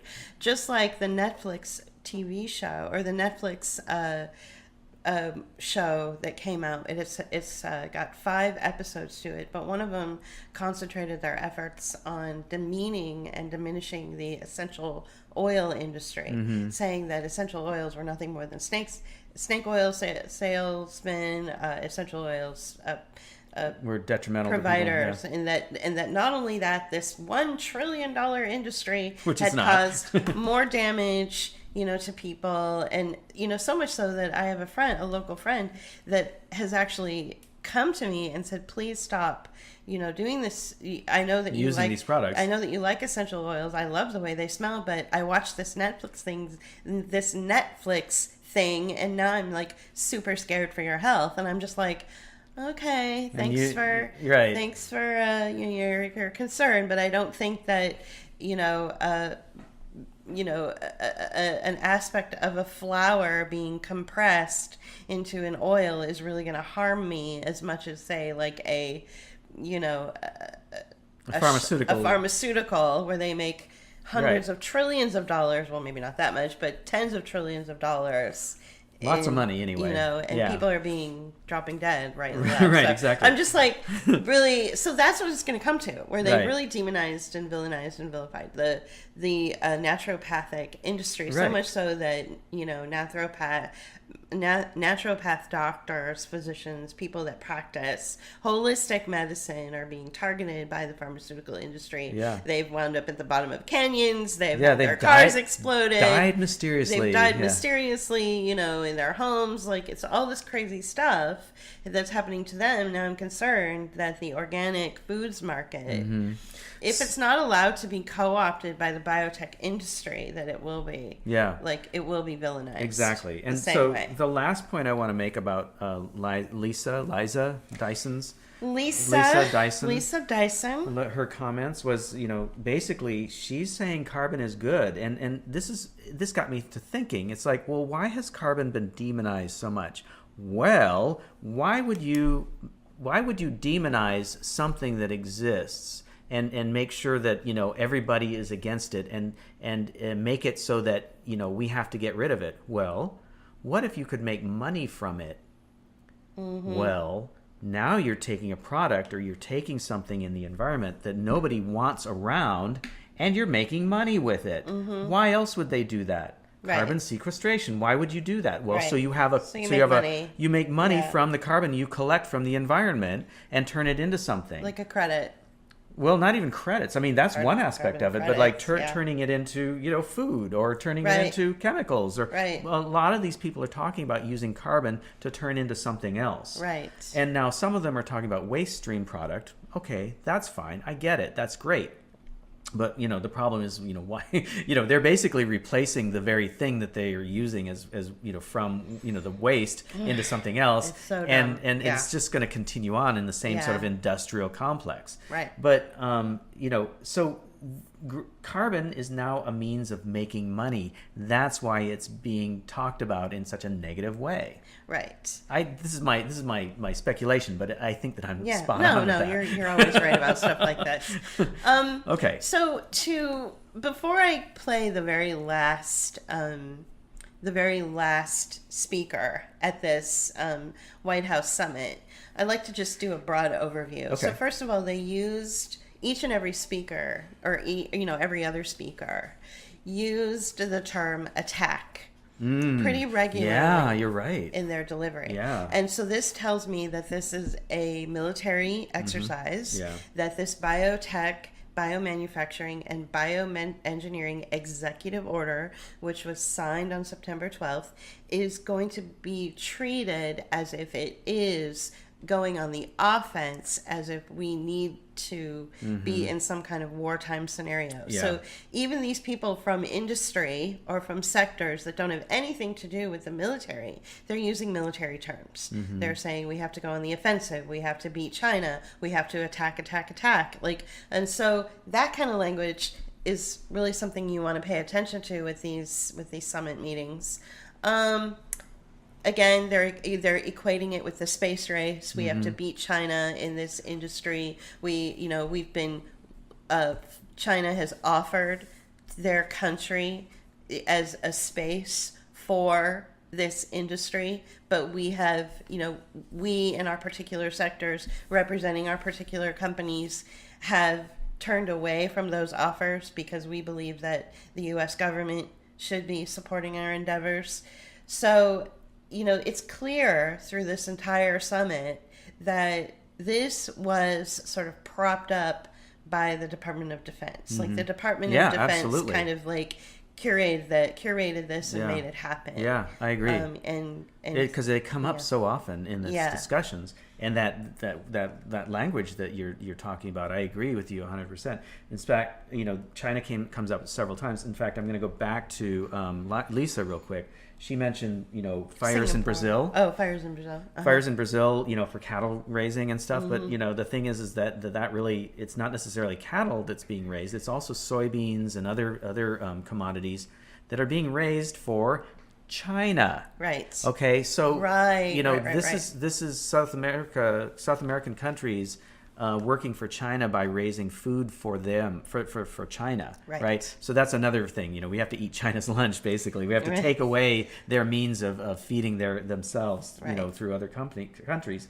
But also then earlier I said something about, I wanted to come back to China in regard to them being ahead, and from what I've heard and read in a couple places is they're already into the idea of biocomputing, using biomaterials to store information like we do now with hard drives and flash drives and Sure. things like that.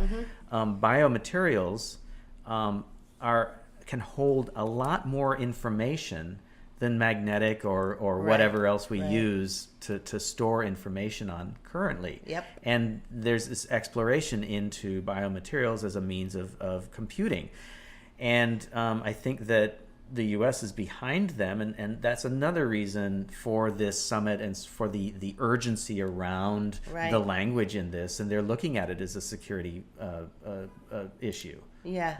In their eyes, it is a national security issue. Yeah. When China has the ability to hold information in the biosphere, and we don't, to them, that's a national security issue. Right.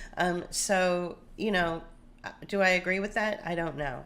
I honestly don't know. I'd have to have somebody who's in special intelligence or a military operative who understands these things, have them, bring in their 2 cents. Well, I just don't know. Again, this is going to come back to what we've said before. This is a capitalist issue. This is an issue of capitalism. This is an issue of that only the hardcore industrialists and capitalists and industrial capitalists are concerned about. Why do we have to be concerned about it?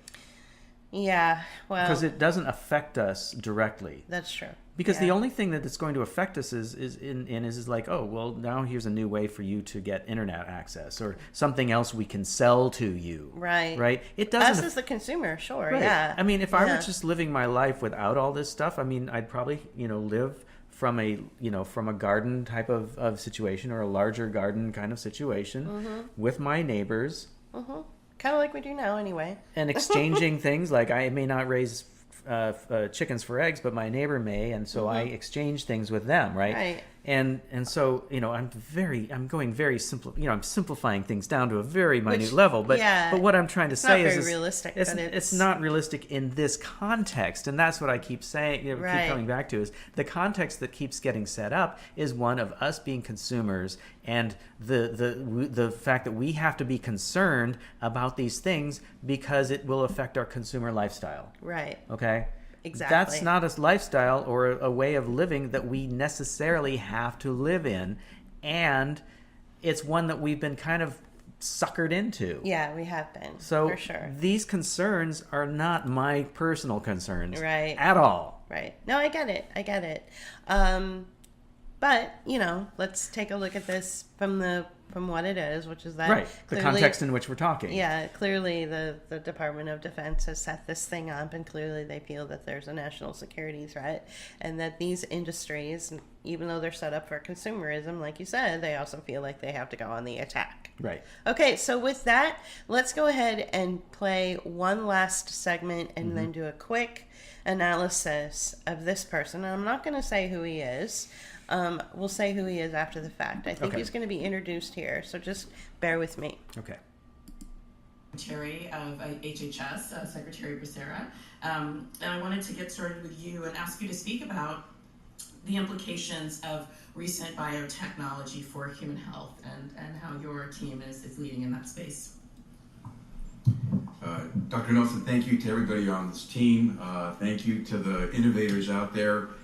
Thank you. I don't have to say much. Whether it's the rapid antigen test, which was as basic a device as you could think of, to the mRNA vaccines that have saved millions of lives without biotech out there, you can imagine what the world would look like right now with COVID. And so it goes without saying that for the health space, you are indispensable, and we need to do this. And I believe what President Biden is doing, he's telegraphing a couple of things. Partnership, values. because as we work together, as we share what we know and what we do, we have to do it with those values in mind. And so I think it becomes really important how we launch on all these things. And I suspect probably the best thing for me to do is in telegraphing partnership to thank Jason, because he just shared one of his great scientists with us, Renee Wezergen, right? Wezergen. Yeah. You always forget there's nothing between the R and the G. Renee Wezergen is our new, just announced, inaugural director of ARPA-H. And just as Jason took her from DARPA, we got her back for ARPA-H. So ARPA Health. Yeah, we're very much looking forward to sharing in so many different ways. And we're looking forward for you sharing as well in so many different ways. I gotta say this, we want in. We want in, whether it's starting with the innovation, the investments, whether it's the breakthroughs, whether it's the actual application, we want in. I think the president is telegraphing, we want in. He's telling you, Cancer Moonshot, ARPA-H, RADX. Forgive me for all the alphabet soup designations, but it would take my 3 minutes to talk, just give you the actual names. But we want in. And how in do we want at HHS? Well, let me continue with the alphabet soups. NIH, CDC, BARDA, ASPR, FDA, and then let me focus finally, because I want to stay the time, PDUFA, MDUFA. We want in, you want in. We have a partnership, we share a lot.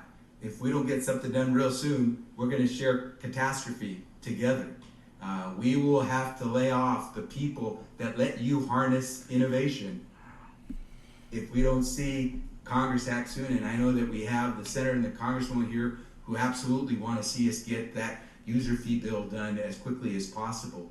But I will tell you that this new generation of these user fees and the work that was done to sort of set the policy to calibrate it to the 21st century are going to let you go, with us working with you in partnership. We don't want to regulate you, we want to partner with you. And I think that when you take a look at all of the different agencies within HHS, it's not just health, it's the security, not just of your a next family and what you do on cancer or with that artificial limb.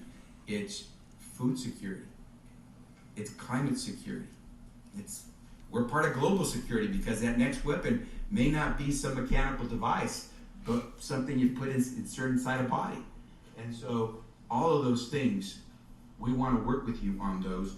And at the end of the day, and I want to thank Lori for mentioning this, it is about standards, because the ethics that will be involved in this partnership and the equity, and Congresswoman Roth, thank you so much for that mention, I think will drive that leadership for the U.S. If we get the ethics and the equity right, we're not going to lose anything. We're just going to keep gaining the stars that you see in this room who come from all parts of the world to do the innovation and the breakthroughs here in the U.S. So HHS wants in, count us in this partnership and these values.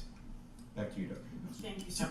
Okay. Wow. So that was Xavier Bacerra. He is the Director of Health and Human Services. And along with Anthony Fauci and even Joe Biden, he is, there are lawsuits filed against him for crimes against humanity right now. Yeah. Which nobody, of course, in the mainstream media is talking about. But this guy, was sitting in between a guy that looked kind of like maybe a football player, and and he was also sitting in between a woman who looked absolutely alarmed and just completely horrified by some of the things he was saying. Right. Well, and I don't know about you, Julie, but I feel pretty full after that word salad. Oh God, the word salad. I'm not going to need any comes lunch. out of this man is ridiculous. How many times could he say, "I want in, we want in, we want in"? He wants a piece of that $30 trillion pie. I mean, he was basically salivating and begging to be partnered with these leaders in industry. Go on. I'm sure you have Well, lots to say. he mentioned Jason, who shared his scientist with us. Jason is part of Ginkgo Works. Oh, God. And he was brought up. Ginkgo Bioworks. Yeah, and they were brought up earlier as an example of an early example of government investment in in something that was developed in a university, and turned into a major company that partnered with the DoD again. Right. And we had somebody on our pull quote show who talked about Ginkgo Works and that Ginkgo Bioworks. Sorry, this is sort of the focus of her investigations and how they are extracting DNA samples from children in schools. In schools, yeah, exactly. Ginkgo Bioworks is one of evil. the worst operations out there. Yeah, I don't use that word lightly. Evil. I don't ever use it. No, JP evil. Never uses the word evil, but Ginkgo Bioworks does. Exemplify evil. And in this White House summit, which was held on September 14th of 2022, which was 2 days after the executive order was signed, much of the time in the first half of this summit, much of the time was dedicated to Ginkgo Bioworks. So that tells you kind of where we are with this. Anything else you want to say about it? There were a lot of things going on. The whole ethics and equity thing. Yeah, and so I'll come back to that in a second. But like his talk was filled with threats: economic threat, security threat. If this doesn't happen, then we're going to lay off people in our department. So if this doesn't happen, we're all going to see the results of that. Threatening Congress. He talked about ARPA-H, which is this ARPA Health. So the military is now has a not only do they have ARPA, which does a lot of investigation or R&D around technology, but now they've got investigation and R&D around health sciences. PDUFA, which you looked up, and because I didn't know what that was, it's the what is it, the Prescription Drug User Fee Act. Right, and then also the Medical User Fee Act. So these are more ways to financialize human health, because now we're getting medical intervention as a service, right? You're paying as a service as opposed to a product, and that's a way, So by that I mean the user fees are now a means of paying for your medicine as a service. So like they talk about software as a service. So like for instance you might sign up for some sort of software tool that's only available on the cloud, and you pay monthly for it. Okay, that's software as a service. This is now medicine as a service, right? So user fees. Security, all these things. And now let me get to the ethics and equity. Now, ethics were brought up before, and equity, obviously. They were also talking about like leadership and standards. And so like what this is coming down into is the ethics portion is about behavior and behavior modification of people like us, the consumer. But it's also like the standards. They kept talking about how we need to be the leader in standards. In this industry or in this industry space, so that other countries cannot be that, right? So if you set the standards for something, then you can make sure that the rest of the world makes products for you in your standard. That's why we don't join the metric system. We never we talked about doing it, but we just decided not to because hey, we're the leader of the standards. So you're gonna have to make products just for us. In inches and feet, right, and whatever else, gallons, right. I always thought it was odd that we were not on the metric system. Exactly. So we set the standards, and so that's why they want to do this, so that they're industry leaders and they set the pace. Okay, so that and the equity basically again is coming down to outcomes and checking boxes. I had a better way of framing this before, and I kind of like it flew out of my mind, so I can't really get into the meat of it, but No, I think that for him to end his portion of this summit, and many people came after him. He was kind of halfway. Actually, he was one of the first speakers in the summit. But for him to end his portion of it with equity, It kind of tells you a lot, like where this is going. This is going to be all about, I hate to sound crass, but it's going to be, the equitable distribution of jobs to rich brown-skinned or black-skinned people.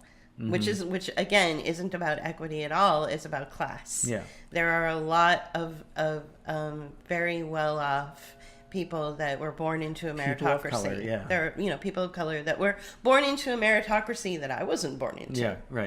That you weren't born into. So it's not about equity. It's about class. Well, and again, it's not it's cynically used. Cynically used. They use race as the face of this, right? Right. But when it really comes down to is class. It's like, in our neighborhood, the people of color certainly are not of this class that they're talking to, that they're part of, right? And so, I want to come back to ethics again, real quick. I want to really emphasize this: these are ethics that are their ethics, and that's why I came down to the idea of like standards. Right. Their ethics and their standards are the ones that are going to be used for the dissemination of all of this technology. Right. It's not, the ethics they're talking about are not, your like personal day-to-day life where you're trying to just, exist with other people. And so, your ethics are basically, you're polite. You're polite. I'm not going to steal people. I'm not going to kill people. Right. I'm not, going to do these things that, are just kind of like everyday kind of things, right? No, these are ethics that they come up with, like we talk about bioethics. And Fauci's wife is a bioethics professor, something right? Like that. Yeah, something like that. Yeah. And so these are rules and laws that they create in order to justify the kinds of things that they do as an industry or as to people. Right. Right. So to give a really clear cut, obvious example of what you're talking about, and then we can close out this 2-hour conversation, is that right now there are ethics in place in industry, and they're standard ethics, whether they are supported by or sort of dominated by the FDA. They're written out in every industry, every corporation, no matter what sector it's from, whether it's the medical industry or the tech industry. They have to follow a certain set of ethics, okay? Corporate ethics. And what these organizations are trying to do, what this summit is also about, is to change those ethics, to create a different type of standardized ethics so that it can overtake and throw away the old version of ethics and put in this new version. A good example of that is this trending idea that we've seen, or this trending narrative that's come around in mainstream media a lot lately, which is that, the pharmaceutical industry and the vaccine industry is just going to do away with clinical trials. Right. That clinical trials was set up as a provisional ethics method by which you could move forward with your product. Right. And in this case, that product is vaccine. So they're going to take away that old ethics, which is the clinical trials, and replace it with something new, right. which was whatever. And what they'll do is they'll wave, like animal testing in front of you as a red flag to distract you, right? Right. Oh, but we're getting rid of animal testing. Isn't that a good thing? Well, yeah. I mean, you shouldn't be doing what you're doing in the first place. I'm against vivisection, animal testing, but the fact that you exist in the first place is what's really wrong here. Is what's really wrong. It's So not. they It's not just. distract It's from not just that you're testing on animals. It's the fact that you exist as an industry. Yeah, Right? exactly. And So I guess that's what I'm trying to say from a corporate perspective and from a business perspective. The industry itself should not. None of these people should even Right, exist. right. I mean, seriously, they should not exist. I guess that's what I was getting at earlier. But they do, and so we have to live in the world we live in, and a lot of the ethics that were there before are going to go away. We saw that with the clinical trials, just poof, going away. Where are the ethics with these doctors and these, pharmacies and various people that are pushing the COVID shot on people? Where are their ethics? Because the standard ethical practice has always been to roll out clinical trials and then give permission for the product to move forward. Right. So this whole symposium, this whole summit is about changing the way we operate in industry, like all industry. And sadly, we didn't get into this too much, but I just want to touch on it because it's important, is changing the way we behave in society. Sure. Societal behavior change is part of all this. One of the guys, and I'm looking for my notes here, one of the dudes said, behavioral and health change. So tying industry into behavior and health. Right. And so behavioral modification through, nudging and things like that. And, we're not talking about like big changes in a quick amount of time. This is behavioral change over a period of time. And the way that I like to kind of frame that is the idea of like, they're really pushing the idea of electric cars. And electric cars are, there's no carbon that comes out of the tailpipe, but they don't talk about the carbon that goes into producing that electricity in the first place, right? They just talk about the tailpipe thing. So there's your equity and your box checking, right? Mm-hmm. But also think about this. They advertise it as a way of, just like they've always advertised cars, it's a form of freedom. And you can take your electric Jeep and go up into the mountains and get away from it all and not pollute the world. And you could travel across the countryside but you can't. in your car. But you can't in an electric vehicle because they only have a certain range. And there has been no real way other than Tesla having areas in a pods where you can recharge your juice car. Up your car. There's no real infrastructure that has been put into place, and I think that has been deliberate because they don't want you going very far. Exactly. So this behavioral change that you're talking about, if you don't mind, is how you value freedom. Right. Yeah, Let's exactly. redefine what freedom means. Well, and not only that, but it's doing it incrementally, right? So by saying, okay, now you have your electric car, gosh, you can't go that far. So now you're starting to set up new expectations around what you can and cannot do. Right. Right. So you're now limiting yourself. Exactly. Because it's like, oh well, our car won't go that far. So we can only go this far for our yearly sojourn across the country. Right. We can only go this far and go to this state. So what you're doing, what you were told your whole life in this country is that the sky is the limit. That is a phrase, a cliche that we have all been taught. What the new generation is being taught and what this White House summit is about is to control and to reframe what that means. Right. The sky is no longer the limit. Right. You have limitations on how far you can drive in your electric car now, and that's going to be really normalized. Exactly. That's what I mean. Yeah. That's going to be gently adopted into our consciousness. Exactly. And that's part of that, again, that soft war, game of soft Go. Power, yeah. Soft power technique, that sort of game of Go technique where you're able to come after your enemy, but instead of just going after your enemy and capturing them when they're at their best, you want to make sure you wear them down little by little. Take away what it means to be a free roaming individual. Okay, that's taken care of. Now take away what they can eat. Now take away this until they're completely captured and smashed under the thumb like a little bug. Right. So it's removing expectations and changing them to reflect what they want you to do. Right. And, the electric car is just an example. Okay. Sure. It's just one example. It's a really good one. I think it's a good example of, many things that are out there that are going to go on. And I can't give you any of them because, they haven't really told us yet. They've told us some of these things. Right. In this summit.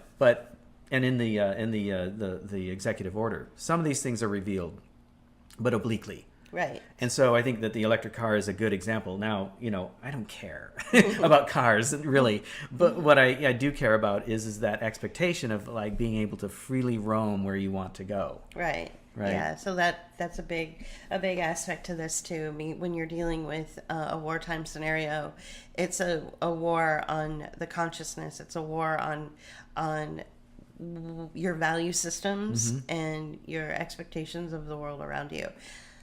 I think we want to Yeah. go ahead and wrap it up. Yeah. It's been 2 hours. I want to thank you guys for joining us today and for listening for this long. We are going to make this free to the public. So you can share it with your friends. So that you can share it around. If you got something out of it, I hope you did.